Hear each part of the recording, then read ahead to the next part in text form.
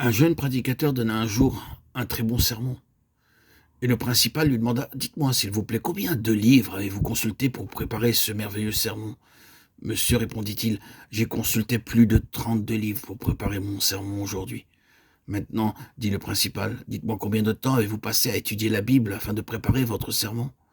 Le jeune homme répliqua « Oh, monsieur, j'étais si occupé avec les autres livres que je n'ai pas eu le temps d'étudier la Bible. » C'est ainsi que de nombreux prédicateurs préparent des sermons. Tel prédicateur entre dans son salon, trouve un beau fauteuil agréable, confortable, prend une tasse de thé, certains fument une cigarette. Et dans cette position, ils commencent à compulser des livres, à écrire leurs sermons. Ils commencent le lundi, finissent le vendredi. Le dimanche matin, bien prêt, pendant 25 minutes, ils apportent ce qu'il a préparé, appelant cela le message de Dieu. Oh, quel aveuglement, quelle cécité, quelles ténèbres. Ce sont les paroles des hommes et non les paroles de Dieu. Ce sont les pensées des hommes et non la pensée de Dieu. En lisant Galates 1, 10, 12, 1 Corinthiens 2, 3, 5, on voit que les apôtres travaillaient à genoux pour le message de Dieu. Ils exprimaient en tant que porte-parole de Dieu tout le conseil de Dieu, la Bible tout entière. Ils n'essayaient pas de plaire aux hommes. Ils n'enseignaient pas selon la sagesse humaine. Ils ne prêchaient pas selon les normes humaines.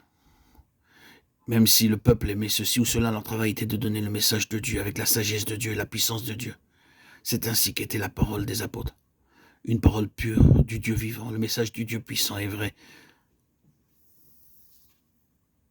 C'était la doctrine des apôtres, et seul un tel enseignement et une telle prédication peuvent apporter une véritable unité parmi les chrétiens. Ils persévéraient dans l'enseignement des apôtres, dans la communion fraternelle, dans la fraction du pain et dans les prières. Actes chapitre 2, verset 42. Puis ensuite, la communion fraternelle. Nous avons d'abord la communion avec le Fils, notre Sauveur, le Seigneur Jésus-Christ, 1 Corinthiens 1, 9. Puis nous avons la communion avec Dieu le Père, 1 Jean 1, 3. Enfin, nous avons la communion entre nous et avec tous ceux qui marchent dans la lumière de Dieu, 1 Jean 1, 7. C'est la communion fraternelle. Cela commence avec le Père et le Fils, et ce que nous avons reçu de Dieu le Père et de Dieu le Fils. Nous le partageons ensemble. Tôt le matin, sur nos genoux, nous parlons avec Dieu. À midi, nous parlons avec Dieu. Avant de nous coucher, nous parlons encore avec Dieu, et lui parle avec nous. Lorsque nous rencontrons nos frères en la foi, dans la rue, à la maison, nous partageons ce que nous avons reçu. C'est là la véritable communion fraternelle. Se réunir pour cancaner, pour médire, pour prendre une tasse de café ou de thé, pour fumer, ne peut pas édifier ou inspirer. Il n'y a pas de communion fraternelle. Mais les choses de Dieu édifient et éduquent, nous élèvent tous ensemble.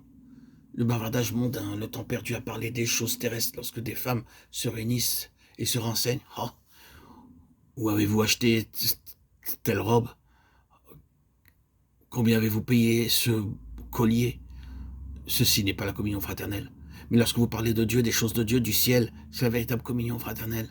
Dire aux autres comment Dieu entend et répond à vos prières, comment il transforme et guérit.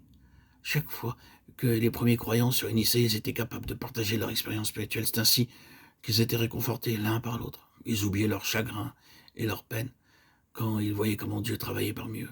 C'est le plan divin pour réconforter. Il arrive à tous de se sentir parfois découragés, abattus, mais Dieu nous a donné des compagnons pour nous réconforter, nous fortifier et nous encourager. Voyez-vous cette sorte de communion fraternelle en ces jours? Beaucoup de soi-disant chrétiens venant à une assemblée regardent leur montre ou la pendule tout le temps. La réunion terminée, ils sortent. Les hommes se mettent à fumer et les femmes à raconter à leur façon ce qui est arrivé dans la ville ou la banlieue. Pour certaines, à médire. Remplis de médisance, ont-ils compris le message de Dieu? Ont-ils compris ce qu'est la communion fraternelle? Quel échec! C'est de la médisance, du bavardage. Ils profanent, blasphèment le nom de Dieu par leurs propos, par leurs lèvres. Les gens peuvent vivre dans la même rue ou dans le même immeuble, mais ils n'ont alors aucune paix réelle, aucune joie réelle, s'ils ne connaissent pas quelle est la véritable communion avec le Seigneur Jésus-Christ et avec d'autres en lui. Dans l'amour et la communion fraternelle, il y a de la puissance et de la force. En venant ensemble comme un seul corps, nous oublions alors nos peines, notre pauvreté. En portant les fardeaux les uns des autres, nous accomplissons la loi de Christ.